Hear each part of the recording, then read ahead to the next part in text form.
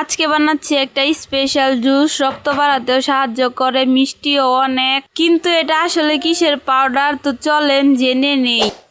প্রথমে একটা বিট নেবেন, বিটটাকে ভালো মতো ধুয়ে পাতলা পাতলা করে কাটবেন। কাটার পর বিটগুলোকে পাতলা পাতলা করে চালনির মধ্যে রাখবেন। রাখার পর ওটাকে রোদ্রে শুকাতে দিবেন। তো আমি কিন্তু এটাকে রোদ্রে শুকাতে দিছি। তো 3 দিন পর এটাকে নামাইতাছি। নামানোর পর দেখলাম এটা একবারে পাউডার বানানোর যোগ্য হয়েছে, একেবারে শুকায়া মশমশা হয়ে গেছে। তো এটাকে আমি এখন পাউডার বানাবো। একটা প্রথমে বাটি নিলাম ব্লেন্ডারের, অনেকগুলো যেহেতু তাই একবারে করতে পারবো না, তাই অর্ধেকগুলো নিলাম। তো এখন ব্লেন্ডার করলাম। তো দেখেন গুঁড়াগুলো কিন্তু অনেক নিফিস হয়েছে, আর কিছু কিছু এখনো কোন রয়েছে, এগুলাকে ভালো মতো আমি ছেঁকে নিব, যার কারণে একবারে ফিনিশ হয়ে যাবে। তো আমি কিন্তু একটা চালনি নিলাম, আর এই চালনির মধ্যে গুঁড়াগুলোকে আমি ভালো মতো চেলে নিচ্ছি যেন কোনো কোনগুলো না থাকে। আর এখন কিন্তু অনেক সুন্দর হয়েছে চালার পরে। আর আমি এগুলোকে এখন কাচের বয়মে ভরে রাখবো, তাহলে অনেক দিন সংরক্ষণ করে রাখা যাবে। তো আপনারা চাইলে কিন্তু